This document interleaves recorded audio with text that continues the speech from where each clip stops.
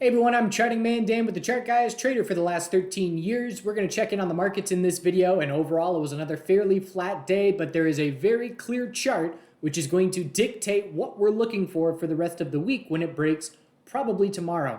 There's also some excitement building out there in the crypto stocks, the metal bulls showing up in a big way, and GME getting an after-hours squeeze. I'm having deja vu from back in the day. All right, so here is the S&P 500 futures chart. The simple statement is if the daily EMA 12 is support, the bulls have absolute complete control, and it is a bull flag.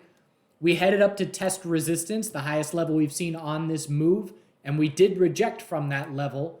And now we just got a tightening hourly range with a pullback on, forget if it was the 5-year or 7-year bond auction, maybe 3-year, some bond auction. We saw a significant drop, but again, just a tightening range here, and watching to see if the bulls are able to confirm this bull flag, which would have us testing monthly resistance and the highest level of the year. We know the NASDAQ already broke that level. The NASDAQ is the chart. And if you look at the S&P 500 4-hour, we had a bear break, no follow through, a bull break, no follow through. It's much less clear, but the NASDAQ is picture perfect clear, where we've got our move up, higher low, lower high, higher low. This morning we rejected from resistance. We held support. And now we are testing resistance again with a strong close. If this 4-hour equilibrium breaks bull, that tells us the bulls still have absolute complete control. It would be another example of hourly oversold back burner, first hourly oversold conditions on our futures. Actually, that's the wrong one. It was this one. Either way, we can see the bulls are clearly still buying hourly oversold, but having the hourly oversold marking these daily higher lows. And so looking at this one, trying to be the low of this bull flag attempt, the last two. Anyways, you get the idea. Hourly oversold conditions trying to lead to continuation, and if this bull flag on the daily confirms, we will be knocking on the door of all-time highs in the NASDAQ.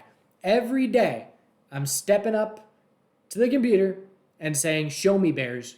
Show me that I should be looking in the opposite direction of what momentum has been for the last month. And we see a little bit of pullback. The semiconductors have been pulling back a little bit. We'll look at that in just a moment. But I just don't see anything that tells me it's time to go bearish. Again, every day I'm looking for it. I'm looking for the Netflix swing short. I'm looking to hedge my portfolio. And I did grab some hedge positions today, in part from euphoria due to metals and miners. We'll talk about them in just a moment, but it's just not there. And so again, I just keep reminding myself, this is an unusual market environment. JPM just had a higher low every single day, 19 days in a row. Netflix just had a higher low every day, 18 days in a row. This is not a normal market environment. I think we're due for consolidation. Normal price action tells me look for weekly consolidation. But I remind myself, this is different, this is unusual, and that helps me cope with the fact that we can absolutely see another leg up from here. Just like the last two bull flags saw continuation. So every day I'm open to both directions. I've had a bull lean for a number of weeks now. My IRA is definitely much more heavily weighted bullish, but keeping an eye out for the sign to swing short. Tesla, tightening daily range bull break. And that's something I said today. I favor all the tightening ranges to break bull unless bears tell me I shouldn't do that. And they didn't. So we broke resistance on the morning. We chopped around a little bit after breaking. There was a bit of a red flag. We broke 238 with no follow through. And at that point, I'm saying, all right, we broke the inside bar. We set the daily high or low, but we got to be cautious that we don't just form another lower high and keep tightening up. And then we came down, held support, and then at that point, the NASDAQ bulls were taking over and the Tesla bulls joined in. This is very high volume. This candle here, whenever you have, it's very normal to see the high volume candles, the first 1, 2, 3 candles of the morning. Anything that is different than that stands out. And so this very high volume candle, almost matching the open 5 minutes, is a significant amount of buying on that retest of the recent high. And now we are testing the highest level that we've seen, 247, 246.70. And after that, I'm looking up at 257.18. So just daily uptrend remains our guide. We know Tesla has been much weaker on the move up the last few weeks, but it is still a daily uptrend. And this, I would consider it, a laggard bull getting its move up here and having a very bullish day, up 4.5%. There was some news as well, but we knew volatility was coming when this range was going to break. And there's a number of tightening daily ranges still shaping up right now that we should be keeping an eye on. IWM being one of them. We'll get there in just a moment. SMH keeps pulling back. Again, if you were to tell me that, hey, the semiconductor sector is going to put up, is that 5 red days in a row? I think that's 5 red days in a row. If you told me that the semiconductor sector was going to put up 5 red days in a row, but that the NASDAQ was going to be closing flat or green every day, I would say there must be healthy rotation going on. That's best case scenario for the bulls. So here's SMH testing daily EMA 12. After 159.52 support, there is a gap to fill. The bulls have to confirm an hourly uptrend. They have failed to do so far. If we confirm an hourly uptrend, the daily higher low is set. And I'm going to smooth this out a little bit and go to the 2-day time frame. Because again, you look at the daily chart and you say, well, is this a daily downtrend confirming? There's some little pivots mixed in there. That's insignificant for me. I would need, to call it a clear daily downtrend, I would need a couple days of bounce, lower high, and then a lower low. So watching for the profit taking in the semiconductors to be done. And again, just watching to see, is it going to be rotation? XLF is still pretty strong. Does XLF pull back and semiconductor bulls show up? I'll be keeping an eye out for it. But NVDA, base of support in the 476s. We broke it, but with no follow through at the moment. So I've been keeping an eye on an hourly falling wedge type pattern that broke bull yesterday, but same deal. The bulls must confirm an hourly uptrend for the daily higher low to be set. And then there is space for a lower high. Again, can the bears confirm the daily downtrend? If the entire market looked like NVDA and SMH, I'd be much more open to weekly consolidation, to bearish swings, but it just doesn't. This is just one little pocket. Healthcare has been pulling back pretty significantly the last 2 days as well. Anything above 127.66 is a higher low.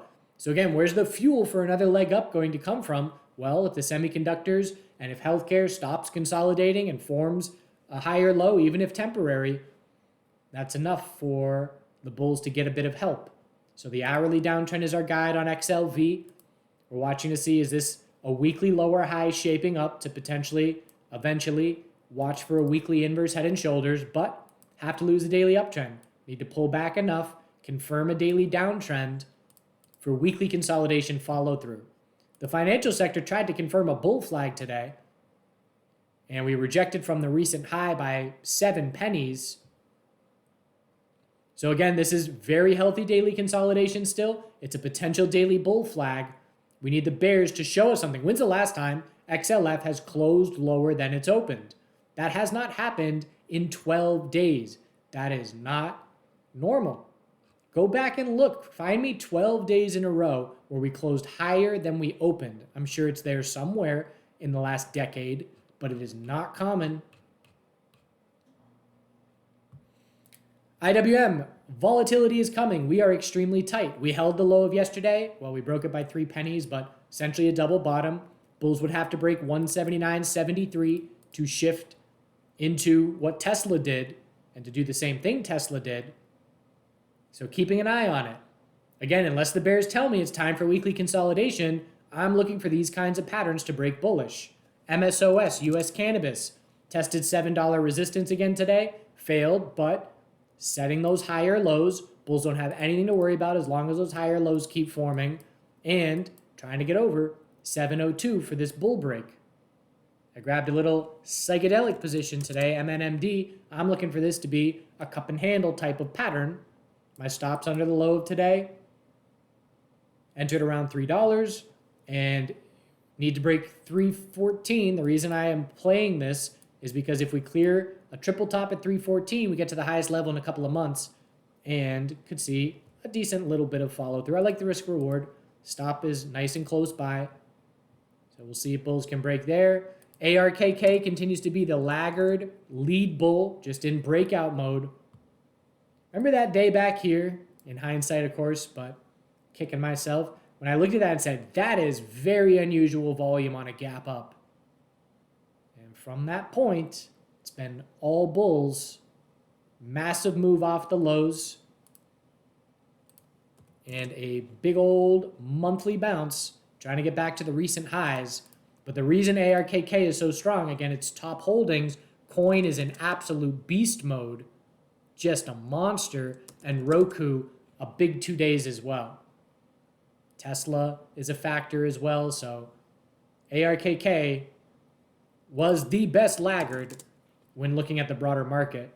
Again, the other ones just not performing. TAN still on the weak side. Jets still weaker, trying for a daily higher low. The biotech sector, all about 72, battling for that level. We're tight in the biotech sector, but again, none are comparing to the strength that ARKK has been enjoying.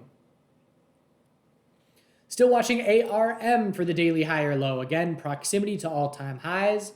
This is a name to get familiar with, to watch for correlations, and keeping an eye on the correlation with the semiconductor space. But broke 61 with zero follow-through. Bulls must hold the low of today and break the high of today tomorrow to confirm the hourly uptrend and confirm the daily higher low is set. I have a very small swing position from a day trade yesterday that I didn't like the close, so I exited most of it, just enough to keep me paying attention to it. But I will average up on that position if we set a daily higher low that I can then use as my stop. Because again, we're seeing signs of the market in euphoria mode. Bitcoin tested the 18-month high or 16-month, whatever it is, high today. It's part of the reason the crypto stocks are so strong. Again, yesterday I said, this is too extended for me to look long for any kind of swing position. Clearly there was still more juice to be squeezed, but I don't have any regrets of that decision because, again, we're talking probabilities and we're talking you give me this same setup 20 times, entering up here for a swing trade is not going to pan out more often than not. But still incredibly strong. Hourly higher low midday. Just absolute beast mode. 4-hour EMA 12 is the next target for a bull entry at this point, in my opinion. Said that yesterday as well. But again, when you see this kind of thing, as often as I have over the last decade, you don't get FOMO anymore. You look back and say, okay, what could I have done? Where could I have bought that would have good risk reward? But it's not the kind of thing where I get upset that I didn't buy yesterday for a swing trade. But the other peers are trying to catch up a little bit. MARA breaking out and following through. Tried to enter a swing position back here. Got stopped out on a little news headline. That was a bit frustrating, but MARA and Riot playing catch up and getting to their highest levels in months. Those names are nice and strong. Definitely looking for them to continue strong as long as Bitcoin is setting daily higher lows. And Bitcoin has a new daily higher low set today. And again, testing the high. Can we break out with follow through? That's going to determine the short-term direction for these crypto stocks. Other than that, there was one more I wanted to look at in terms of strong setups. Forget. GME. So again, talking about euphoria, GME is doing its thing again. And I saw a headline recently. This is maybe what bulls are acting on that said, most of the shorts did not cover from 2021. But a huge green day just out of nowhere. Lori was all over the hourly higher low. So 237. And this is when I am kicking myself because I even put the eyes. When I'm putting those eyes, that means I'm paying extra attention to this setup. Because again, it's the longer term most likely scenario was an hourly higher low. And it was a very clear short-term pattern. So hourly higher low is most likely. And it was a 2-minute inverse head and shoulders. And so I said to myself, all right, buy a $13 break. Because that's the psychological resistance that we rejected from. Pull back, reject. And she put that note out right here. And I don't know what distracted me. But it was enough to miss it. And an entry at 13, a stop at 1286. You're risking 1%. And then we close strong into the end of the day. And then the bulls squeeze it a bit, another 10% after hours. And again, you're risking 13 cents, and the reward in this moment is $1.20. So that's some pretty good risk reward. Now $1.50. So we'll keep an eye on GME. One thing that you'll note with GME is that the bulls are quicker to take profit. After the massive pump, all the subsequent pumps after that were shorter and shorter and shorter lived. So we'll see how long the bulls are able to maintain the hourly uptrend. But again, it's just one by one, just the little signs of euphoria returning to the market. And that certainly one from 2021. The dollar, still weak, good sign to hit lower lows and get to daily oversold. Daily downtrend remains our guide. Retracement at this point is pretty darn significant on the monthly. Well over 50% now. And that's helping the metal bulls, the crypto bulls, the stock market bulls, as long as the dollar is this week. And the metal bulls had a great day. Again, banging the table on the metals because I had high conviction for these setups. And so today was a real good day in the IRA. Gold is now less than 2% from all-time highs. We are in a daily and a weekly uptrend, and we are testing a triple top at all-time high resistance. We may not get there right away. If we need to consolidate on the daily first, that's just fine, as long as daily EMA 12 keeps holding. Silver, a good day as well for the bulls, getting to the highest level that we've seen in silver in August, September, October, November, pretty much 4 months. Again, trying to confirm the 3-month inverse head and shoulders, that resistance getting closer and closer, now just 4.5% away. Again, lots of space for a daily high or low, and the miners finally showing up. They've been lagging behind, massive day. So GDX, we talked about this resistance zone and how important it was. You clear 30. Again, this is a common theme in the markets recently. You clear a resistance zone, there's nothing nearby. Coin, we talked about it. We've got it on these miners. We've got it on MARA and Riot, the crypto stocks, 2-month highs or whatever it is. So here is GDX with its most bullish day in months, blowing through resistance and getting to the highest level in 3 or 4 months. So what are we looking for? We got the weekly inverse head and shoulders confirming. That's where I was doing most of my buying, was in the weekly consolidation. And now we're looking at, can these bulls confirm a 3-month long-term uptrend? 36.26 is still a long ways away. That's 15% plus from here. Tons of space for a daily high or low. We'll keep an eye on hourly backburners after that size of a breakout. GDXJ, extremely strong. So miners trying to finally catch up to the metals. And again, best day in a long time for those names. I still got a multi-month mindset. I'm still looking for gold blue sky breakout for the party to get started. This is a good pregame, but it's not the move I'm looking for.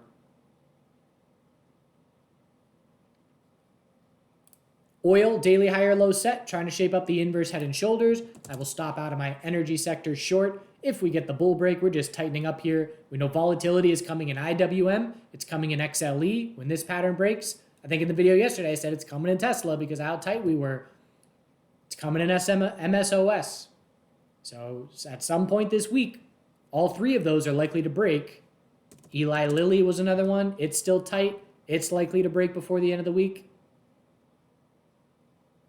Natural gas, I haven't been covering it. It's all bears.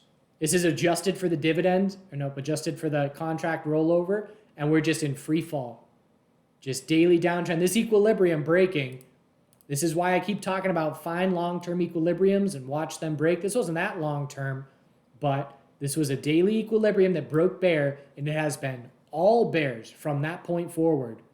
And you look at UNG, and it's just in free fall. This is the lowest level that UNG has seen in forever. This is all-time lows. So again, it's as weak as it gets for natural gas. Let the daily downtrend be your guide. So definitely a spot to be taking some profit in the metals and miners if you're not looking long term, because again, we will likely see some consolidation sooner rather than later. But tomorrow is all about the NASDAQ 4-hour equilibrium and whether or not IWM breaks bull to follow along. Tesla's up a bit after hours, not much. Netflix, another hold of support. Trying to swing Netflix short. The bears just aren't giving me anything to work with. Look at this thing. This is not normal price action. 275, the low of Friday. We held it yesterday, and then we held it today by less than $1. And so we're trading sideways. Sideways consolidation after a massive move up is a bull's best friend because you can cool things off, EMAs can catch up, and you're not giving back any of the move. I will be interested short Netflix if 475 breaks, but it's not breaking at the moment. Unusual market price action has me reminding myself that the most likely scenarios that I'm used to in normal market conditions are not applicable here, and be ready for both directions with the burden on bears and just making them give me a reason to go short. And they just aren't doing it. I'm open to it. Prove it. All right. Do good things. Hope you had a great day. And we'll see you tomorrow. Moved the jungle into my room. It's getting too cold out in the sunroom at night. Found this caterpillar. And I thought it was my mic when I first saw it.